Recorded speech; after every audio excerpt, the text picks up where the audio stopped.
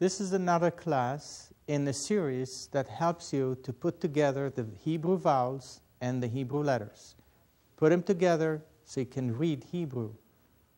We're getting to the end of the string of letters, and if you look at the Aleph Bet book, that book that goes along with the series, you'll be able to see stroke by stroke how to do each one of the letters, and also have room to practice. So those of you who already have the book can follow with me as I work on the letters. And the first thing I want to do is remind you of the vowels. We do this every time because it's so important. You know the vowels, you can actually read every Hebrew letter in the correct way. So here are the vowels. The first one is A, and it's accomplished by a horizontal line under the letter. Any one of those combinations would work to produce A sound from letters. Here is the A sound, 2 horizontal dots or 3 hanging grapes. Here's the A sound under the letter. Here's the E sound. A dot under the letter would produce an E sound. Also, the Yud next to a letter also will produce an E sound. The letter Yud, of course, is the smallest letter of the alphabet, the Hebrew Aleph Bet, and it's also used occasionally as a grammatical helper. In this case, it produces an E sound after a letter. So sometimes you'll see only a dot under a letter, and that will be an E sound. And sometimes you will see a letter and a dot underneath and a Yud next to it to produce the E sound. Here's the O sound. Here is the letter. Next to it, you'll have the 6th letter of the Aleph Bet, the Vav, which is like the Yud used occasionally to help, and a dot on top. A dot on top is an O sound. Here is a way to produce an U sound. You either have 3 diagonal dots under the letter, or they never come together, or a letter and a Vav, and a dot in the middle, U, a dot in the middle of the Vav. So either one of those will produce an U sound. And here is the last vowel, which is a short one, and it produces the sound. Let's take a look at the string of Hebrew letters and remind ourselves how the letters are to help you to remember the letters. We have a little song, and that's it. Aleph, Bet, Gimel, Dalet, Hey, Vav, Zayin, Het, Tet, Yud, Kaf, Lamed, Mem, Nun, Samech, Ayin, Pei, Tzadik, Kuf, Resh, Shin, Taf. And that is the song of the Hebrew letters. Today, this time, I want to show you the letter Pei.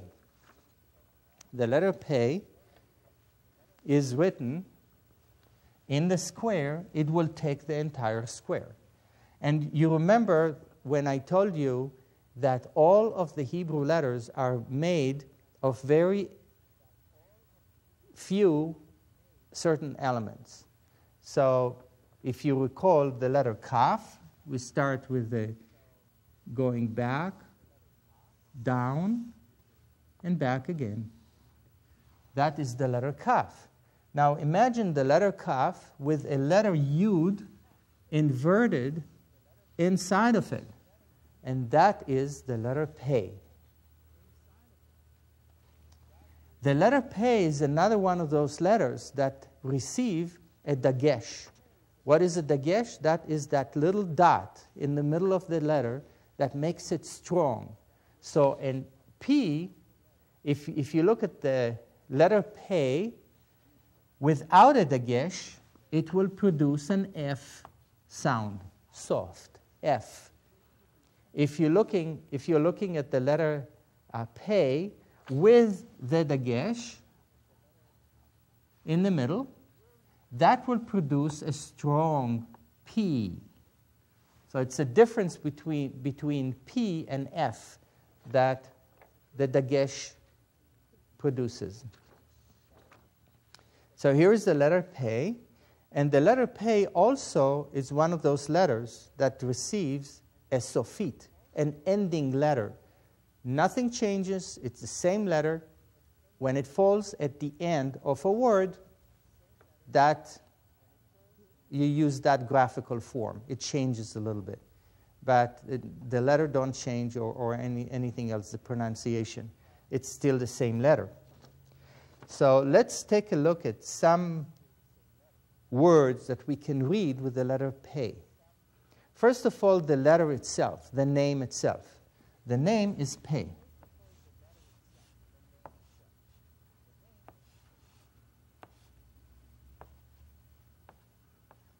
Now it's a word, and Pei means mouth. So the letter Pei represents a mouth. And other words that are written with the letter Pei. How about the name of the letter Aleph, the first letter of the alphabet, of the Hebrew Aleph Bet? Here it is. We have an Aleph, Lamed, and Pei, except in this case it's a Pei sophit, an ending Pei. Take a look at that. A, Le. We have an Aleph with an A sound right from here. A. Then we have a Lamed with an A sound right from there. Aleph. And a Pei sophit. I'll work on that separately in a minute, but right now I'm just showing you. Now, how about if we do a trick that we usually, many times in Hebrew we do this, we try to read the word backwards. And we read the word backwards, we get, the first letter would be Pei, right? The second letter will be Lamed. And the last letter will be the first Aleph. Let's put the vowels in it.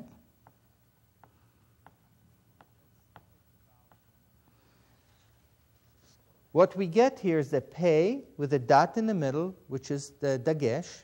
That makes it a P sound, not an F sound. So that's a P sound with an A. Pei. Then we have a Lamed with an A sound, Le, and an Aleph without a vowel, which means it doesn't have a sound. So it's there for grammatical reasons. So we have Pele. Pele happened to be a miracle or a wonder. So the name of the letter Aleph, when you read it forward, Aleph, Aluf, Aleph. In English we use Aluf, somebody exalted, somebody above. In Hebrew it's the same meaning, Aluf. Actually in modern Hebrew in Israel, Aluf is a high-ranking officer in the army. So a general.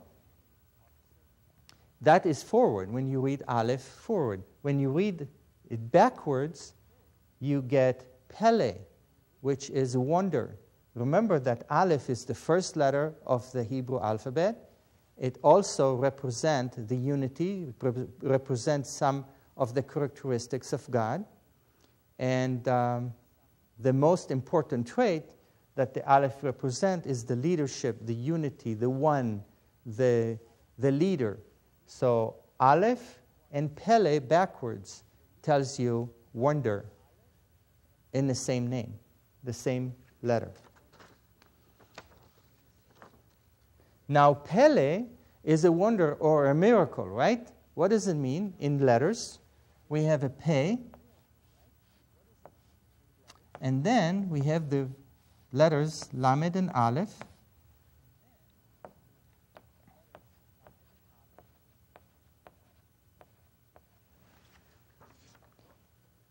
We have a Pe that is closed. Pe, lo. Lo means no, negative. So the mouth sees when you have a pele, when you have a wonder or a miracle that comes from Aleph, from God. You can't talk, you can't speak, speechless. We say in English, I was speechless. Where it came from. Because when you see a miracle that comes from such a powerful divine source, you are speechless. You can't speak. Let's use some more words. First of all, let me show you a word that is used in the Bible, and that is Pei, Lamed, and Shin.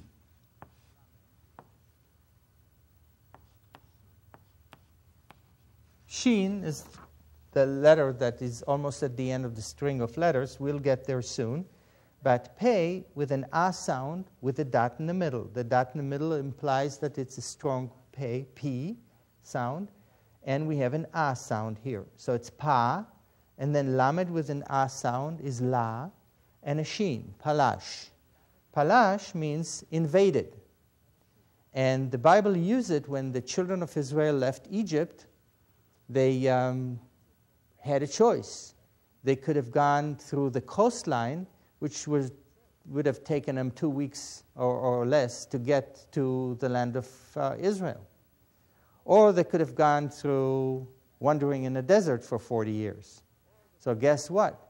God said, I will turn them into the desert to go this way and not through the coastline, because the Philistine, the Philistine are sitting on the coast. They'll go up and see war, and they'll decide to go back to Egypt because they were still slaves with slave mentality. They were not warriors, so to speak. So God was afraid that if we'll go through the coast and see the difficulty that is lying ahead, they will just decide to drop the whole thing and go back to Egypt. It's better there. They were protected, getting their food and all of that, so why fight wars with the Philistines? So the Philistines were called that because the Plishtim, because they were invaders. They came from the sea. There are different opinions or different theories about where they came from. Probably from Crete. There was some kind of a volcanic explosion, and they were expelled from their island, and they were seafarers. So they got in their ships, and they landed on the coastline of Israel, where the Gaza Strip is today.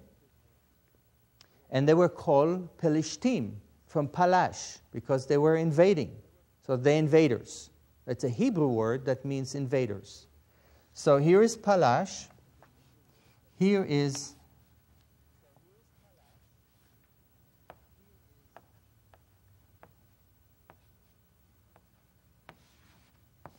Pei, Lamed, Yud, Shin, Taf, Yud, Mem, Sofit. How to read this? Here is your Pei with an sound, Lamed with a Yud next to it, with a dot underneath, and that's an E sound, Pe, Li. Then we have a Shin, which we didn't learn yet, but we will in a few minutes. So that's it. It's a Shin with an sound, Pe, Lish. Then a Taf, which is the last letter of the Hebrew alphabet, and a Yud next to it, and a dot underneath, that's an E sound, and a Mem, that happened to be the last letter of the word, so you put a Mem Sofit in there. Ending Mem, that's form. And you read it, Pe, Li, Shtim, Pelishtim. And it was translated into English as Philistines, right? What do you know? In modern times, in the past 50 years, we have somebody else that is seizing that name. And they're called Palestinians, not knowing the history of the word that implies they're calling themselves the invaders. So that's some kind of an irony of history, to look at that and to look at what people do with information that they're not familiar with. And they're just seizing information that actually mocking them, but they use it, they think it's cool. Let me show you the Pei Sophite.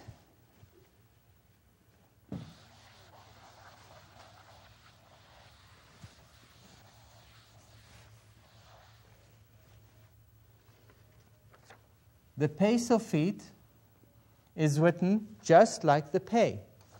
You start at the top, you go down. Instead of creating a base for it, you just go past the line. Go down. And then you put your inverted yud right inside the Pei. That is a Pei Sophite. When do you use this? Only if a Pei happened to fall at the end of a word. Otherwise, it's all the same. You use the Pei or the Pei Sophite at the end of a word. How do you use it in a word? For example, here's the word, Ayin, Vav, and a Pei Sophite.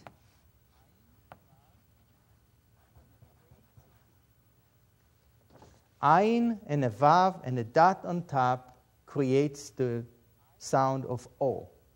O and a Pei Sophite, Of. Of happened to be anything that flies, a bird. In modern Hebrew, we use of for chicken. You go buy of in the store, that would be a chicken, probably. There are not too many other birds that are sold in supermarkets. Another word utilizing the Pei Sophite is af. Here is an aleph with an a sound and the Pei Sophite next to it, af. Af is a nose, and that's what af is. The next letter I want to show you real quick is the letter tzadik. The letter tzadik does not exist in English.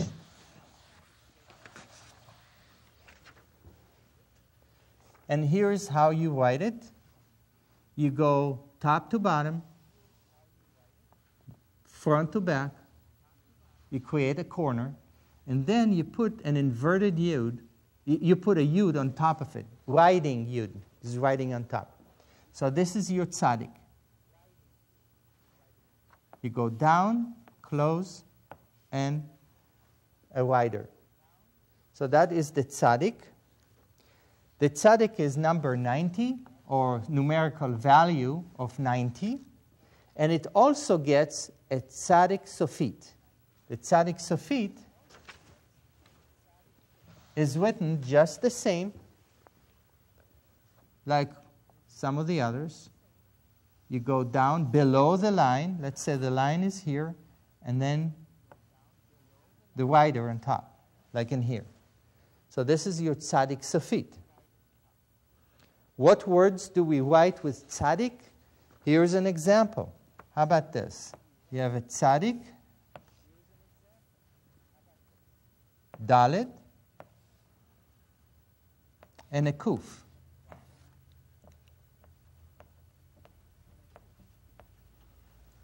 And the way it's read is tzaddik with an e sound. If we zoom on it, we'll see it real clear. We have a tzaddik with an e sound. That's tse. Then we have a dalet with an e sound. That's de. And the letter kuf, which we are going to do next. So tzedek. Tzedek is righteousness. And tzaddik is a righteous person.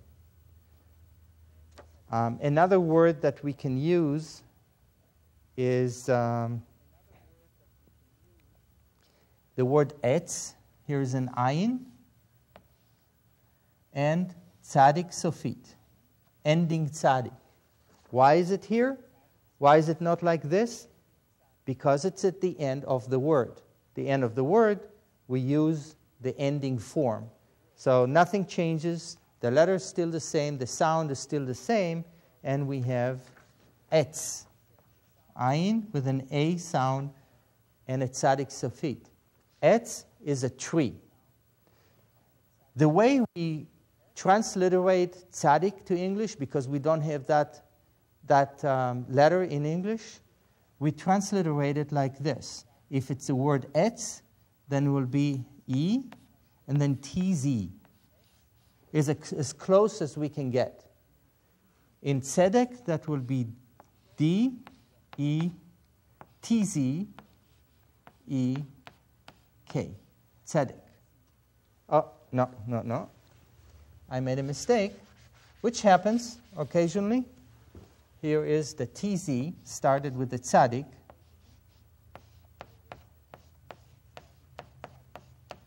Okay, now it is tzedek.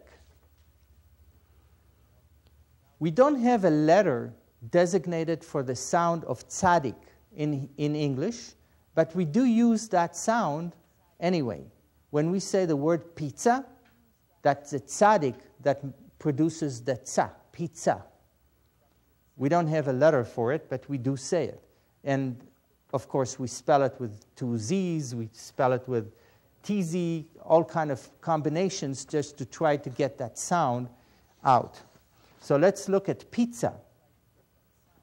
Here is your pei, yud, tzadik, and a hey.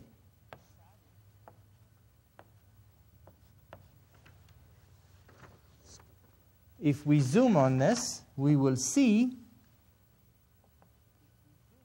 the word pizza. Here is your pei and a dot in the middle. That is the dagesh.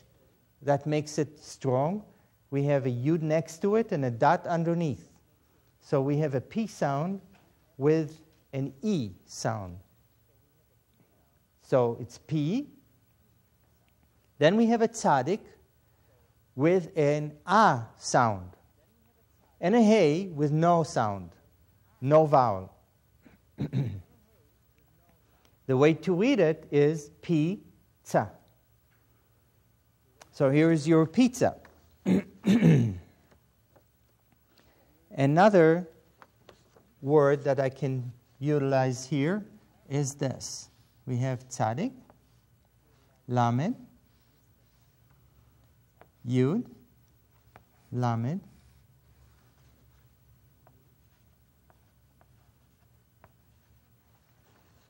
so what do we have here? We have a tzadik with an sound, just like from here, a lamed and a yud next to it, and a dot underneath. That produces the E sound. We have an E sound, li. And then another lamed. So you read it tzlil, tzlil. Tzlil is a note or sound, a little tone. That is tzlil. It's interesting that that word appears in one form of it in Genesis 1. And the word tzel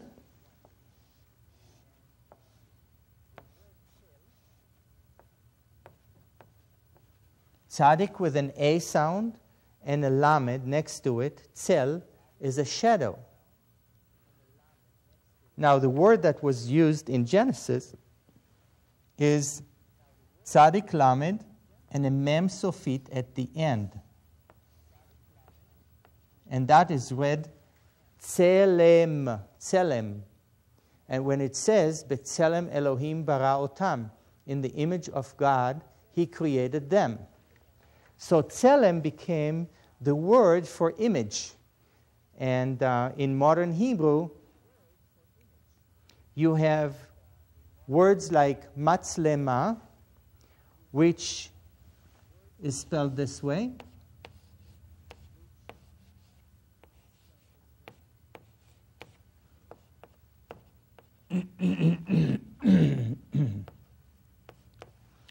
we have matzlema, which means a camera.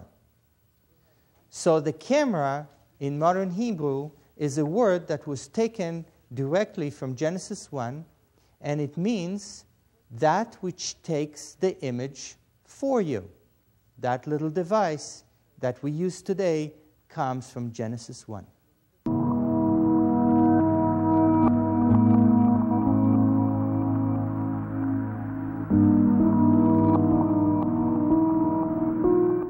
Thank you for joining us in learning something about reading and writing Hebrew today.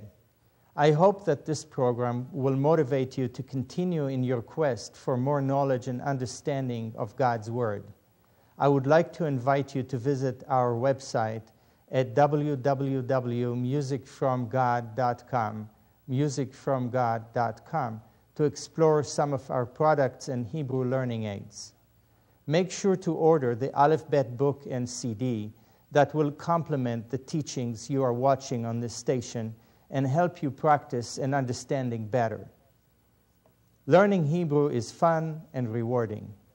Come visit us at our website, www.musicfromgod.com, or call us at 602-48-BIBLE, 602-48-BIBLE. See you again soon, and shalom.